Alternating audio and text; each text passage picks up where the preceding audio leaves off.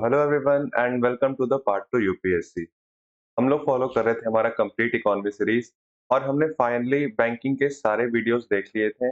हमने पूरा का पूरा बैंकिंग एंड फाइनेंस कवर कर लिया है और इस वीडियो में हम देखेंगे जितने भी प्रीवियस ईयर क्वेश्चंस आए हैं related to banking and finance in last 10 years और साथ ही साथ इसके हर एक सॉल्यूशन और एनालिसिस और किस तरीके से हम लोग एलिमिनेशन टेक्निक का यूज कर सकते हैं अपने आंसर्स तक पहुंचने के लिए।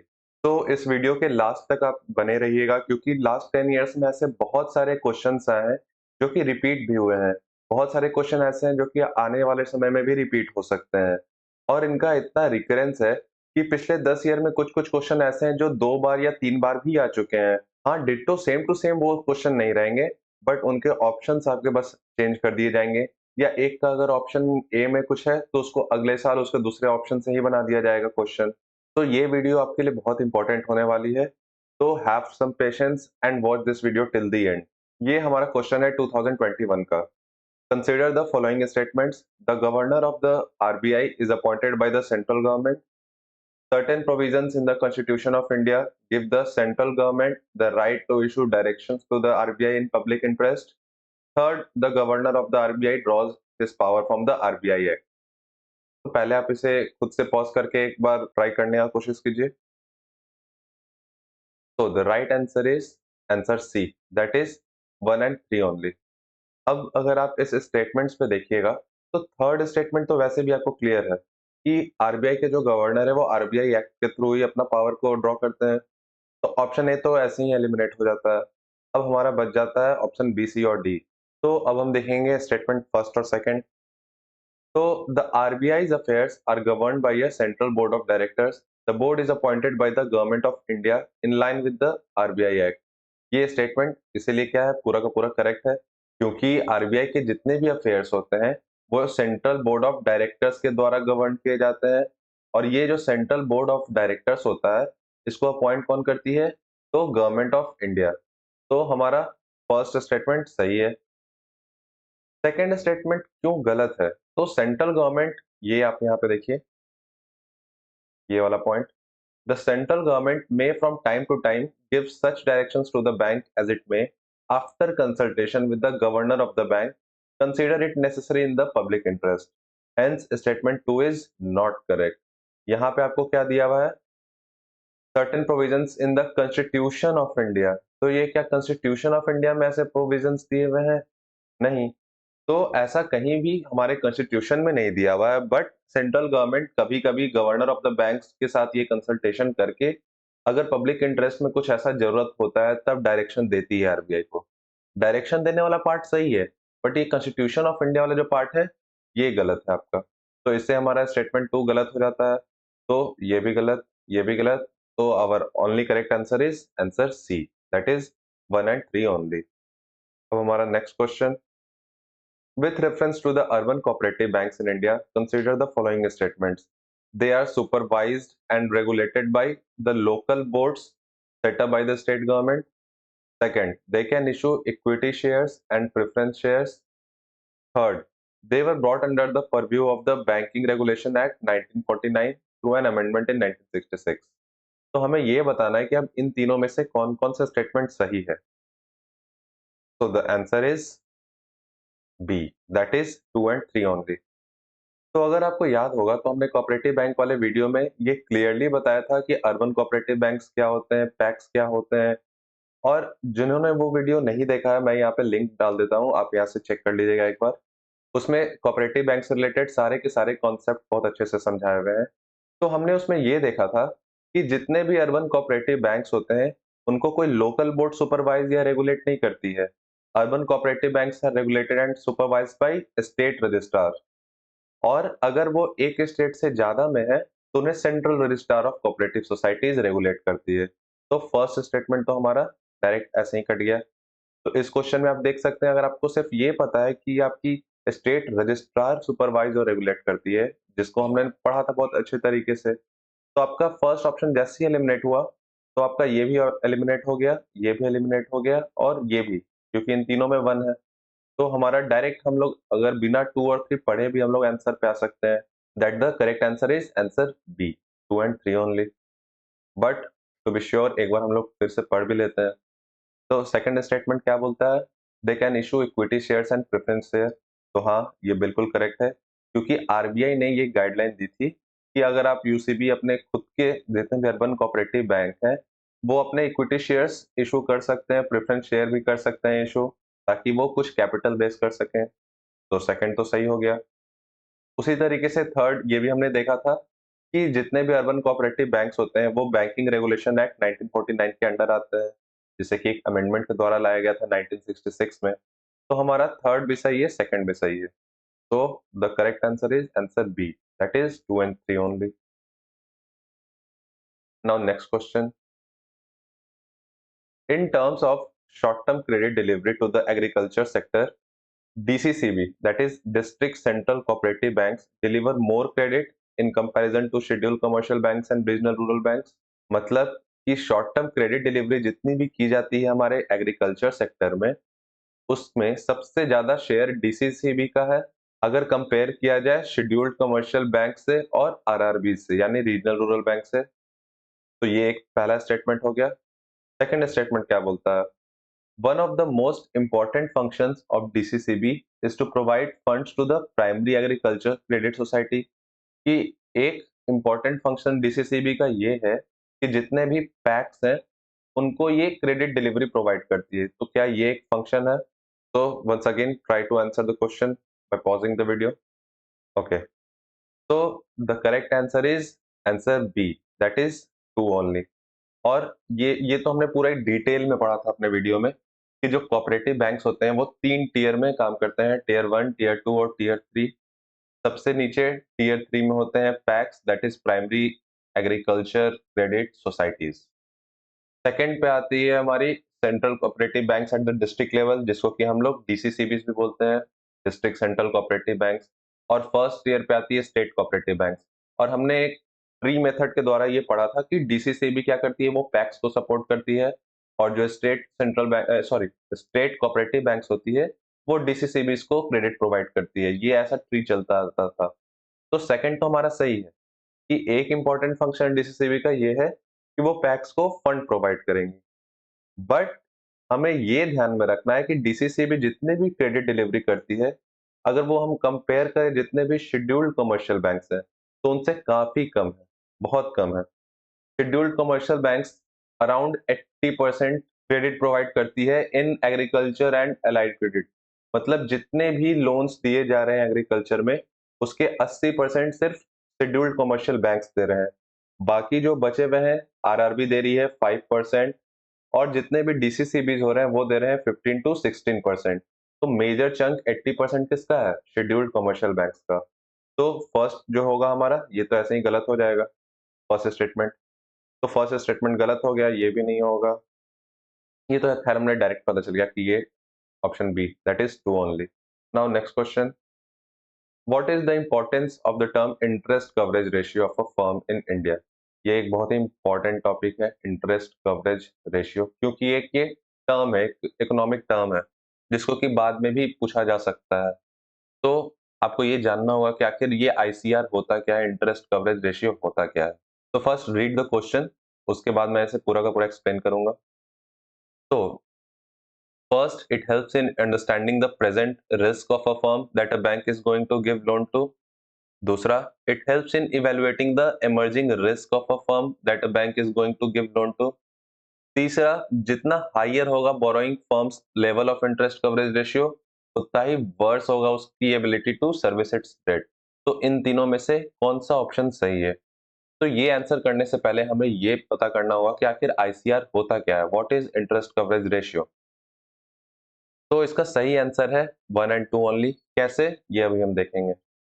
तो interest coverage ratio is a debt ratio and a profitability ratio used to determine how easily a company can pay interest on its outstanding debt. ये दिखाती है कि कितने आसानी से कंपनी अपने जितने भी उधार है, जितने भी उसकी डेट है, उसके इंटरेस्ट पे कर सकती है। It measures how many times a company can cover its current interest payment with its available earnings. और इसे कैलकुलेट कैसे किया जाता है?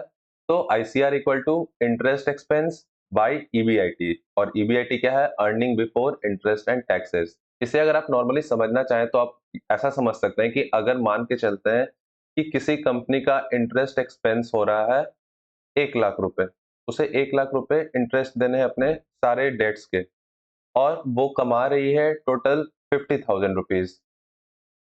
50,000 वो कमा रही है और 1 लाख उसका क्या है, इंटरेस्ट एक्सपेंस है। और ये जो 50,000 है, this is the earning before interest and tax. तो हमें ये पता, अगर आईसीआर इसका हम निकालेंगे तो क्या होगा, तो ICR equal to 1 lakh by 50,000। तो ये कितना हो जाएगा, 2.0। ये हो जाएगा इसका क्या, आईसीआर। तो आईसीआर कॉमनली यूज किया जाता है लेंडर्स के द्वारा, क्रेडिटर्स के द्वारा और इन्वेस्टर्स के द्वारा, ये डिटरमाइन करने के लिए कि ये जो कंपनी है वो क्या अपने सारे डेट, करंट डेट पूरे कर सकती है या नहीं, या फिर फ्यूचर बोरोइंग के लिए सही है या नहीं। तो हमारा सेकंड ऑप्शन तो इससे क्या होता है, करेक्ट हो जाता है। और साथ ही साथ फर्स्ट ऑप्शन क्या था हमारा, it helps in understanding the present risk of a firm, कि क्या कितने रिस्क है एक फर्म पे, क्या बैंक उसको लोन देगी या नहीं, that a bank is going to give loan to, उसके क्या प्रेजेंट रिस्क है। तो ये दोनों तो हमारे क्लियर हो जाते हैं। अब अगर हम लोग सेम देखें कि the higher a borrowing firm level of interest the worse is its ability to service its debts, नहीं, the higher the interest coverage ratio the better. जितना हायर होगा हमारा आईसीआर उतना अच्छा होगा, जितना कम होगा उसका रेशियो, इसका मतलब कंपनी के पास और ज्यादा डेट एक्सपेंस है। When a companies interest coverage is only 1.5, अगर 1.5 या उससे भी कम है, तो इसका मतलब ये है कि वो अपने इंटरेस्ट एक्सपेंसेस को टाइम पे नहीं पे कर सकती है। तो थर्ड ऑप्शन हमारा गलत हो जाएगा, and the correct answer is our option A, that is 1 and 2 only. तो now moving on to our next question. ये बहुत ही एक इजी क्वेश्चन है। ये अगर आपको याद होगा, हमने मनी सप्लाई में बहुत अच्छे से इसे बताया था कि if we withdraw ₹1 lakh in cash from your demand deposit account, the immediate effect on the aggregate money supply in the economy will be. अगर आप अपने बैंक अकाउंट में से, डिमांड डिपॉजिट अकाउंट है आपका, और डिमांड डिपॉजिट अकाउंट कौन सा अकाउंट होता है, जो हमारा सेविंग अकाउंट होता है। मतलब हम जब चाहे डिमांड करके अपने पैसे निकाल सकते हैं, हम टाइम बाउंड नहीं रहते हैं फिक्स्ड डिपॉजिट की तरह। तो अगर आप अपने बैंक में से 1 लाख रुपए कैश में निकाल लेते हैं, तो एग्रीगेट मनी सप्लाई में क्या फर्क पड़ेगा, इकोनॉमी में जितनी मनी सप्लाई है उस पे क्या फर्क पड़ेगा। तो ऑप्शन है, क्या ये पूरा का पूरा 1 लाख से एग्रीगेट सप्लाई रिड्यूस हो जाएगा। ऑप्शन बी, क्या ये 1 लाख से बढ़ जाएगा। Option C, to increase it by more than 1 lakh, क्या ये मनी सप्लाई में 1 लाख से ज्यादा इंक्रीज कर पाएगा, या फिर इसमें कोई चेंज नहीं होगा। And the answer is easy, answer D, to leave it unchange. आपके 1 लाख रुपए आपके डिमांड अकाउंट में से आपके हाथ में आ गए, तो इसमें एग्रीगेट मनी सप्लाई में क्या चेंज हो रहा है। आप इसी तरीके से समझ लीजिए कि अगर आपके पास गूगल पे में 1 लाख रुपए हैं, आप उसको बस कैश में लेके आ गए, तो क्या आपके पूरे के पूरे एग्रीगेट मनी सप्लाई में कोई चेंज हुआ इकोनॉमी में, कुछ ऐसा अलग हुआ, नहीं। वो आपके 1 लाख रुपए जीपे में थे, बस आपने उसे कैश कर लिया है। हमने देखा था कि एग्रीगेट मनी सप्लाई में अगर ऐसे M1, M2, M3, M4 4 money supply थे, और M1 में क्या होता था हमारा, ये जो aggregate money supply CU plus DD, जिसमें करेंसी इन हैंड और डिमांड डिपॉजिट। तो अगर आप डिमांड डिपॉजिट में से CU में डालें, CU में से DD में डालें, तो कोई फर्क पड़ने वाला है M1 पे, एंड द आंसर इज नहीं।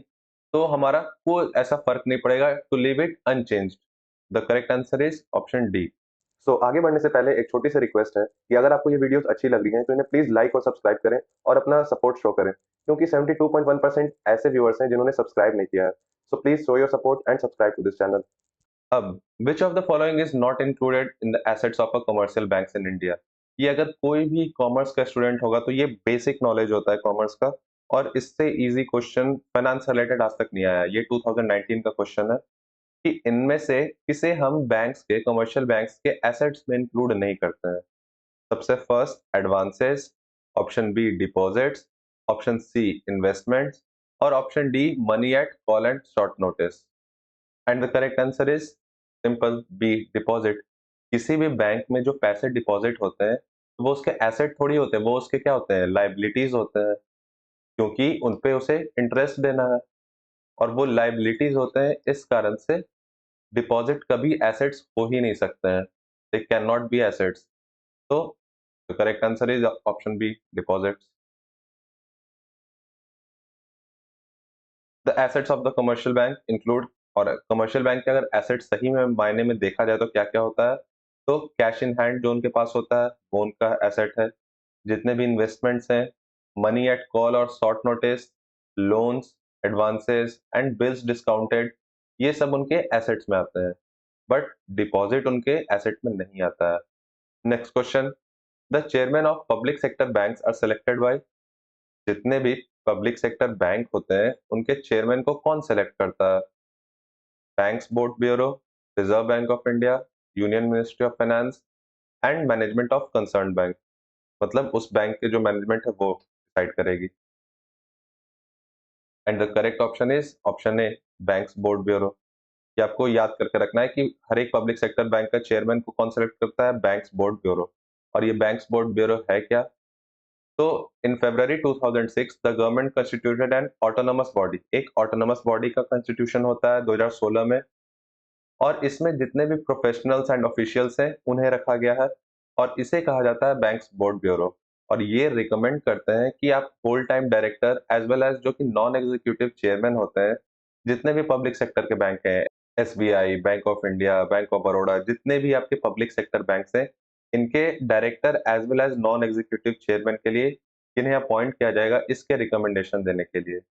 ये भी आपको याद रखना होगा कि ये एक 7 मेंबर बॉडी है, comprised of a chairman, 3 ex officio members and 3 expert members.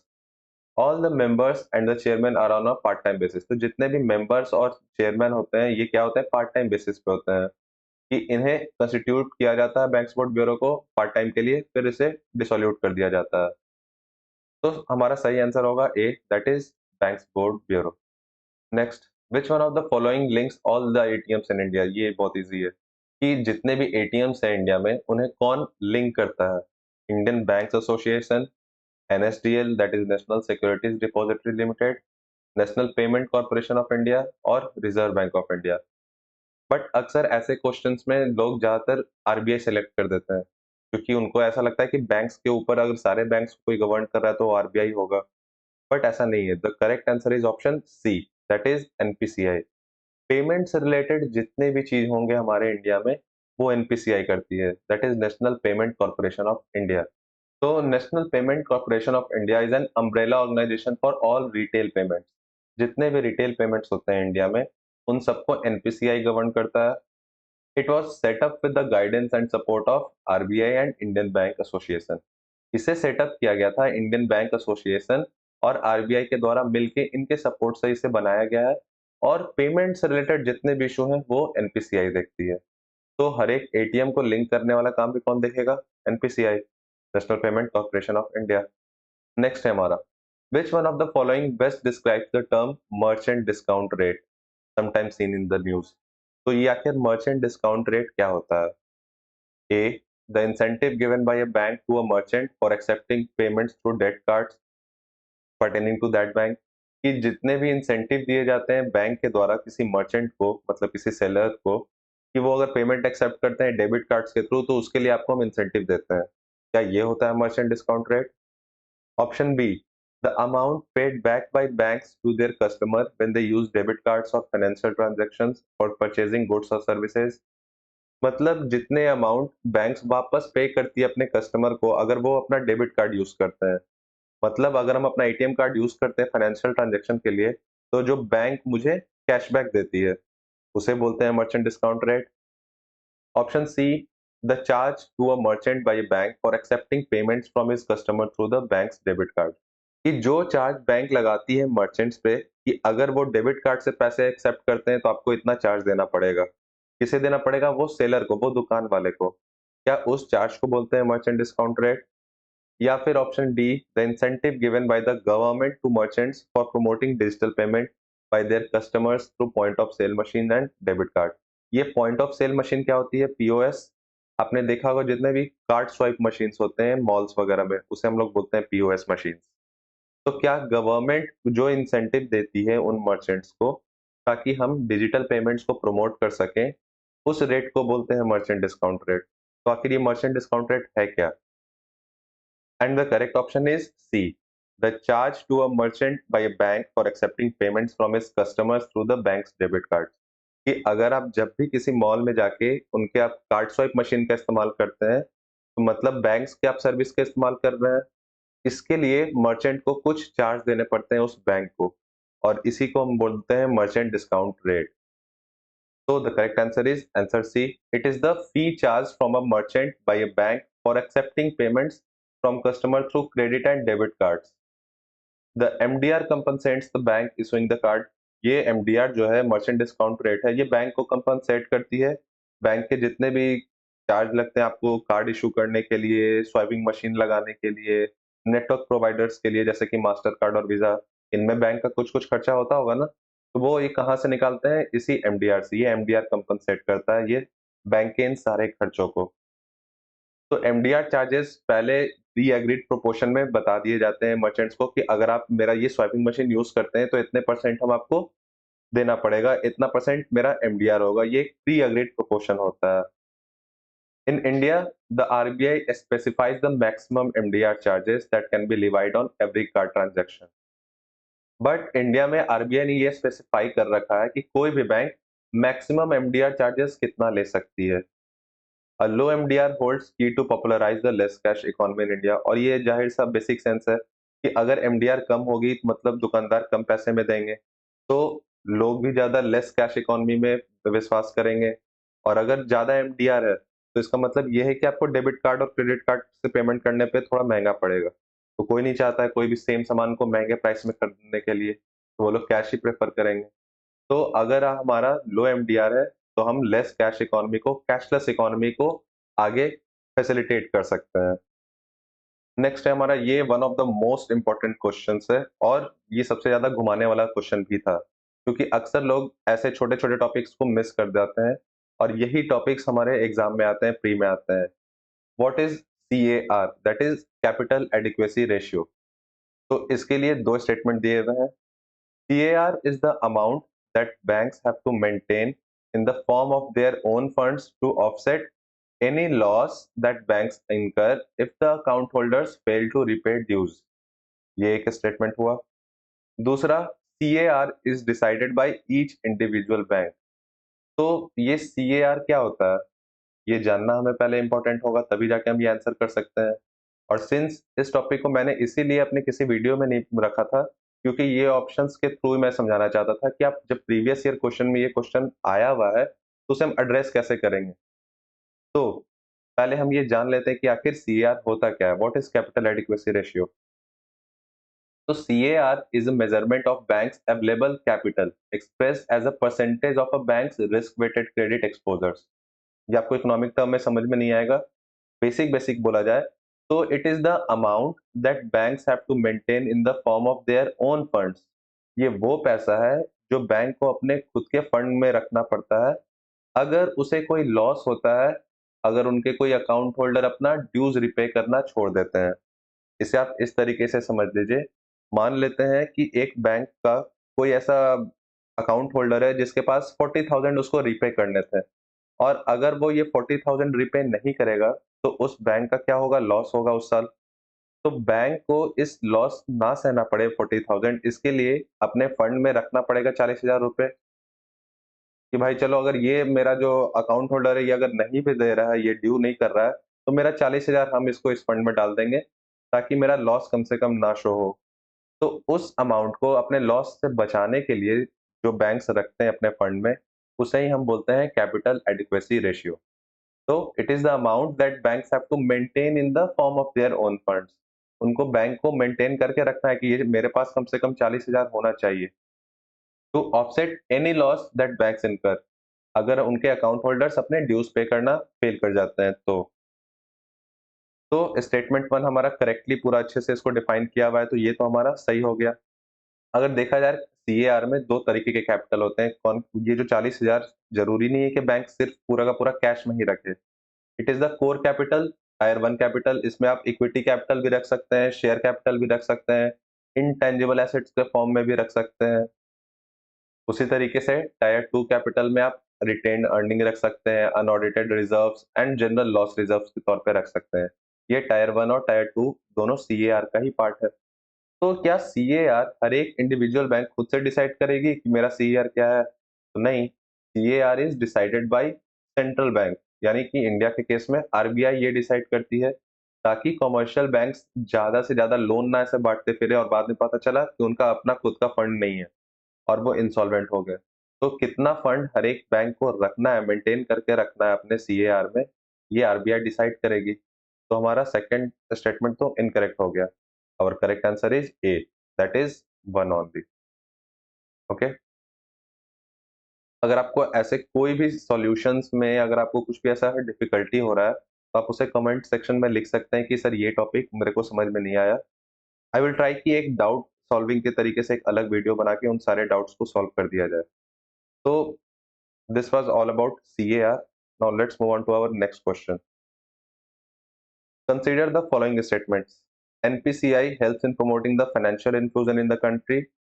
NPCI has launched RuPay, a card payment scheme. तो अभी हमने कुछ देर पहले ही पढ़ा था NPCI के बारे में, and that's why PYQs are so important. PYQs इतने इम्पोर्टेंट इसीलिए हैं क्योंकि जैसे हमने अभी पढ़ा, जैसे कि हमने देखा अभी एनपीसीआई से रिलेटेड एक क्वेश्चन था, तो हमें ये पता चल गया कि जितने भी पेमेंट से रिलेटेड रेगुलेशंस होते हैं उन सारों को एनपीसीआई देखता है। तो NPCI helps in promoting the financial inclusion in the country. क्या फाइनेंशियल इंक्लूजन को प्रमोट कर सकता है? तो हाँ, जैसे कि हमने देखा था, अगर ये सारे एटीएम को लिंक करता है, कोर बैंकिंग का फैसिलिटी प्रोवाइड करता है अपने कस्टमर्स को, हम लोग को एज ए सिटीजन्स को। तो अगर जैसे कि हमारे पास ऐसे बहुत सारे फैसिलिटीज होंगे, जैसे कोर बैंकिंग का फैसिलिटी हो गया, तो ये प्रमोट करेगा कि हम सब अपने अपने बैंक अकाउंट खुलवाएं। तो ये फाइनेंशियल इंक्लूजन लेके आएगा हमारे कंट्री में। तो ये तो हम लोग ऐसे अज्यूम भी कर सकते हैं कि हाँ, एनपीसीआई क्योंकि ये पेमेंट से रिलेटेड सारे करता था, तो फाइनेंशियल इंक्लूजन को तो ये प्रमोट करेगा ही। क्यों? क्योंकि कुछ कुछ सर्विसेज प्रोवाइड करता है। और सेकंड, हमारा अगर हमें ये पता होगा तो फर्स्ट तो ऐसे ही पता चल जाएगा। क्यों? क्योंकि NPCI has launch RuPay a card payment. तो रुपे के बारे में हमने इतना ऐड देखा है, इतना सारा गवर्नमेंट का भी ऐड आते रहता है। तो रुपे कार्ड को किसने लॉन्च किया है? अगर आपके पास रुपे कार्ड होगा तो उसपे एनपीसीआई का पीछे लिखा हुआ भी रहता है। तो अगर हमें ये पता है कि हाँ, स्टेटमेंट 2 करेक्ट है, एनपीसीआई ने रुपे को लॉन्च किया है, तो हम लोग ये जान सकते हैं कि अच्छा, रुपे लॉन्च किया है और रुपे कार्ड किस लिए हो रहा है? ताकि सारे लोग इसका इस्तेमाल कर सकें। एक तरीके से एक सर्विस है, डेबिट कार्ड सर्विस है। तो डेबिट कार्ड सर्विस है तो इसका मतलब ये फाइनेंशियल इंक्लूजन को भी प्रमोट कर रही है। तो अगर फर्स्ट हमें पहले से पता नहीं था, सिर्फ 2 पता था, तब भी हम फर्स्ट को पता कर सकते हैं कि अच्छा हाँ, अगर ये सही है तो ये तो सही होगा ही होगा। तो our answer should be both 1 and 2। And yes, the right answer is C, both 1 and 2। तो हमें इस अप्रोच के साथ हर एक क्वेश्चन को सॉल्व करना है। जरूरी नहीं कि हमें सारे के सारे क्वेश्चंस पूरे तरीके से आए ही, हर एक में हम 100% कंफर्म हो कि हाँ हाँ, ये फाइनेंशियल इंक्लूजन तो आता था, मैंने पढ़ा है। बट आप एक स्टेटमेंट अगर आपको पता है तो उससे आप सेकंड को अज्यूम कर सकते हैं। आप उसके बीच का लॉजिक ढूंढ सकते हैं, रैशनल ढूंढ सकते हैं, और अगर आप वो लॉजिक और रैशनल अगर आप ढूंढ लिए तो आपको ये सारा ऑब्जेक्टिव क्वेश्चंस को हिट करना ज्यादा आसान होगा। और प्रीलिम्स में ट्रस्ट में किसी को पूरा का पूरा 100% नहीं आता है। जो टॉपर्स होते हैं उनको भी maximum, at maximum 50% of the questions ऐसे आते होंगे जो कि जिसपे उन्हें पूरा का पूरा 100% कंफर्म है। तो हमें ये अप्रोच को लेके चलना है for the prelims. Now next question, with reference to bitcoins sometimes seen in the news, which of the following statement is or are correct? तो बिटकॉइन क्या है, कौन कौन से स्टेटमेंट इसमें सही है? The first, bitcoin are tracked by the central bank of the countries. क्या बिटकॉइंस को ट्रैक किया जा सकता है जितने भी कंट्रीज का सेंट्रल बैंक है, that is RBI. Anyone with a bitcoin address can send and receive bitcoins from anyone else with a bitcoin address. क्या कोई अगर किसी के पास एक बिटकॉइन एड्रेस है तो उससे सेंड और रिसीव कर सकता है किसी और को? तीसरा, online payments can be sent without either side knowing the identity of the other. Online payments हो जा सकते हैं बिना एक दूसरे की आइडेंटिटी को पहचाने हुए। मतलब अगर हम आपको बिटकॉइंस दे रहे हैं तो आपको पता नहीं चलेगा कि ये किसने दिया, आपके बारे में मुझे नहीं पता होगी, मेरे बारे में आपको नहीं पता होगी। आइडेंटिटी को छुपाया जा सकता है बिटकॉइंस के पेमेंट के द्वारा। तो इनमें से कौन कौन सा ऑप्शन सही है? तो the right answer is answer B, that is 2 and 3 only. Second और थर्ड सही है कि अगर किसी के पास भी एक बिटकॉइन एड्रेस है तो वो बिटकॉइन को सेंड और रिसीव कर सकता है। और तीसरा ये भी है, सही है, क्योंकि अगर आप बिटकॉइन भेज रहे हैं और किसी दूसरे को या रिसीव कर रहे हैं तो जरूरी नहीं कि आप उसके सारे के सारे आइडेंटिटी को आप जान सकते हैं। It can be kept hidden. और इसी कारण से तो ये इतने न्यूज में है कि क्योंकि बिटकॉइंस इसे सेंट्रल बैंक ट्रैक नहीं कर सकती है। क्योंकि अगर हमारा सेम वही हमारा सिचुएशन, अगर थर्ड ऑप्शन हमारा सही है, अगर आइडेंटिटी को नहीं जान सकते हैं, तो how can the central bank track the bitcoin. और इस पे इतना बवाल इसीलिए है क्योंकि किसी भी कंट्री की जो सेंट्रल बैंक है, अगर उनके हाथ से मनी सप्लाई का पावर निकल गया, तो फिर वो अपने इकोनॉमी को किस तरीके से संभालेंगे? उनका इकोनॉमी पे कुछ कंट्रोल नहीं रह जाएगा।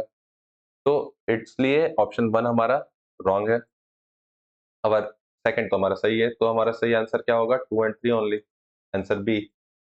अगर बिटकॉइन के बारे में आप जानना चाहते हैं तो बिटकॉइन्स वर क्रिएटेड इन 2009। और ये किसने बनाया किसी को नहीं पता, बट एक एलियस, एक नाम के द्वारा बना था जिसका नाम था सतोशी नाकामोटो। अब ये सतोशी नाकामोटो कौन है किसी भी नहीं पता।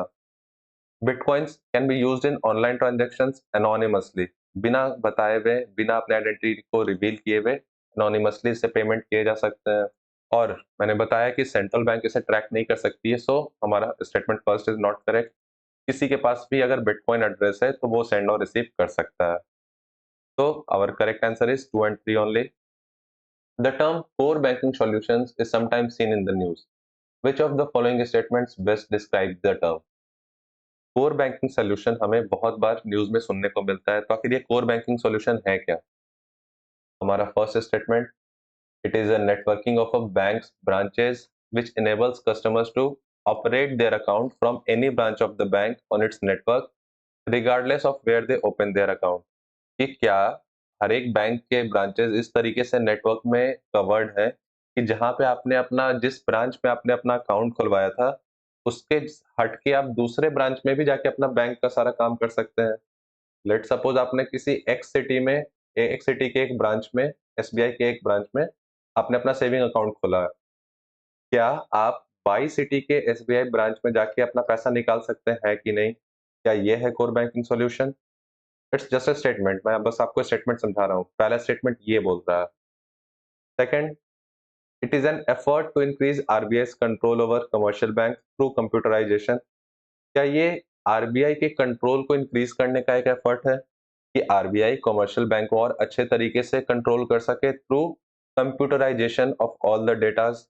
तीसरा, it is a detailed procedure by which a bank with huge non performing assets is taken over by another bank. क्या ये एक डिटेल्ड प्रोसीजर है जिसके द्वारा एक बैंक जिसमें बहुत सारे एनपीए हैं, नॉन परफॉर्मिंग एसेट्स हैं, उसे दूसरे बैंक टेक ओवर करती है? क्या ये उसका प्रोसीजर है? The correct option is yes, first only. कि अगर आपका एक्स सिटी में एसबीआई है तो हाँ, आप वाई सिटी में भी जाके उसको कर सकते हैं। एसबीआई के किसी भी ब्रांच पे आप जाके अपना निकाल सकते हैं, पैसा डाल सकते हैं पैसा। And that is the core banking solution. Next, Basel 3 accord और simply Basel 3 often seen in the news, seek to. ये बेसल 3 नॉर्म्स क्या होते हैं? बेसल 3 अकॉर्ड, इसे भी हमेशा न्यूज में देखा जाता है। तो क्या ये option first, develop national strategies for the conservation and sustainable use of biological diversity. क्या ये बायोलॉजिकल डाइवर्सिटी को कंजर्व करने का कोई ऐसा पॉलिसी वगैरह है? Option B, improving banking sectors ability to deal with financial and economic stress and improve risk management. क्या ये बैंकिंग सेक्टर में जितने भी फाइनेंशियल और इकोनॉमिकली स्ट्रेस आती है उससे रिस्क मैनेजमेंट करने के लिए एक पूरा का पूरा पॉलिसी है? सी, ये क्या ग्रीन हाउस गैस इमिशंस को रिड्यूस करने के लिए कुछ पॉलिसी है?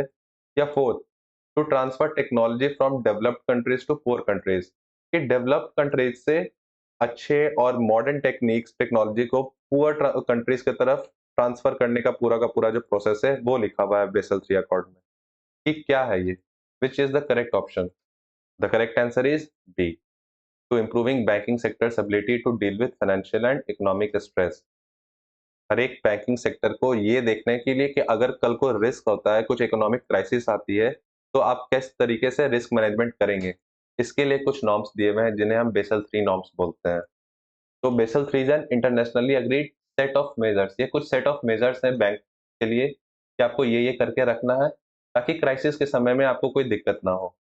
और ये बनाई कब गई थी? Basal committee on banking supervision, जब 2007-9 का फाइनेंशियल क्राइसिस आया था तब बना था ये।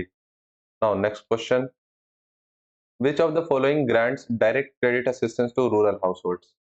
इन तीनों में से regional rural banks, NABARD, land development bank. इन तीनों में से कौन ऐसा है जो कि डायरेक्ट क्रेडिट रूरल हाउसहोल्ड्स तक पहुंचाता है? मतलब बीच में कोई इंटरमीडियरीज नहीं होंगे, डायरेक्ट पैसा उसमें से हाउसहोल्ड्स तक जाएगा। First regional rural banks, second NABARD, third land development bank. तो अगर आपको याद होगा, हमने एक क्लियरली बोला था हमारे कोऑपरेटिव बैंक वाले वीडियो में, जिसमें हमने नाबार्ड देखा था, और इवन हमारे ऑल इंडिया फाइनेंशियल इंस्टीट्यूशंस वाले वीडियो में भी, कि जो नाबार्ड होती है वो कभी भी डायरेक्ट पैसे नहीं देती है। तो नाबार्ड तो डायरेक्ट, हमारा सेकंड तो ऐसे ही गलत होगा। नाबार्ड आपको डायरेक्ट हाउस होल्ड्स को जाके पैसे नहीं देगी, ये एक प्रॉपर चैनल के थ्रू देगी। तो टू हमारा जैसे हमें पता है टू नहीं होगा, तो यहाँ भी टू है, ये नहीं, यहाँ भी टू है, ये नहीं, यहाँ भी टू है, ये नहीं। तो हमारा करेक्ट आंसर क्या है? 1 एंड 3 ओनली।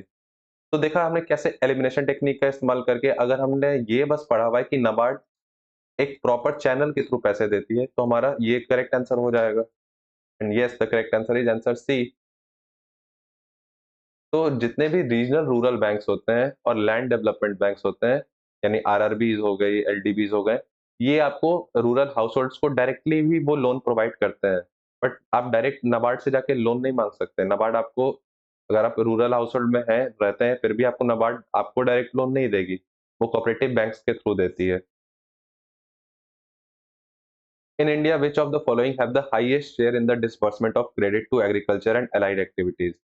देखिए, ये हमने अभी कुछ देर पहले इस सेम क्वेश्चन को देखा है और इसका आंसर भी किया है कि सबसे ज्यादा कौन लोन प्रोवाइड करती है एग्रीकल्चर और अलाइड एक्टिविटीज में? Commercial banks, cooperative, RRB, micro finance. तो इसके लिए तो टाइम देने का भी जरूरत नहीं। ऑप्शन ए कमर्शियल बैंक्स, हमने देखा था अराउंड 78 टू 80% जितने भी लोन्स होते हैं एग्रीकल्चर एक्टिविटीज में, वो कमर्शियल बैंक्स देती है। तो the right answer is option A. और ये हमारा आज का last question, with reference to the institution of banking ombudsman in India, which one of the following is not correct? Banking ombudsman के बारे में अगर बात की जाए, तो इन चारों में से क्या नॉट करेक्ट है, क्या गलत है? First, the banking ombudsman is appointed by the RBI. दूसरा, banking ombudsman can consider complaints from NRIs having accounts in India. क्या ये नॉन रेजिडेंट इंडियंस के भी कंप्लेंट ले सकती है?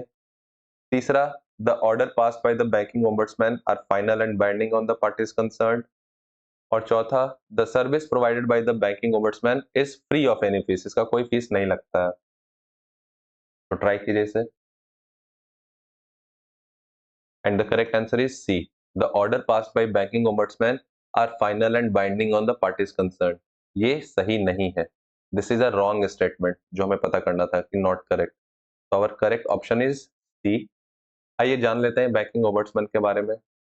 तो बैंकिंग ओम्बड्समैन स्कीम है, और ये स्कीम किसके लिए है? बैंक के कस्टमर्स के लिए है, कि अगर उनका कोई भी कंप्लेन है related to their banking activities, तो वो डायरेक्टली बैंकिंग ओम्बड्समैन स्कीम के तहत अपने कंप्लेन को रजिस्टर कर सकते हैं। It was launched in 2006 and was recently amended in 2017। इसे लॉन्च किया गया था 2006 में, और 2017 में इसकी अमेंडमेंट हुई। जितने भी हमारे देश के कमर्शियल बैंक हैं, आरआरबी है, शेड्यूल्ड प्राइमरी कोऑपरेटिव बैंक्स हैं, ये सारे इस स्कीम के अंडर आते हैं। इसे अपॉइंट कौन करता है? By Reserve Bank from among its officers of the rank of chief general. जो हाईएस्ट उनके बैंक के ऑफिसर्स होते हैं जनरल मैनेजर लेवल के, उनमें से आरबीआई चूज करती है। तो पहला तो हमारा सही हो गया, हाँ, it is appointed by the reserve bank of India. फिर है, any person agreed by the final orders of the banking ombudsman can approach the appellate authority. कि अगर किसी को उसके फाइनल ऑर्डर से दिक्कत है, तो वो अपीलेट अथॉरिटी में जा सकते हैं, कोई भी जो भी कस्टमर है।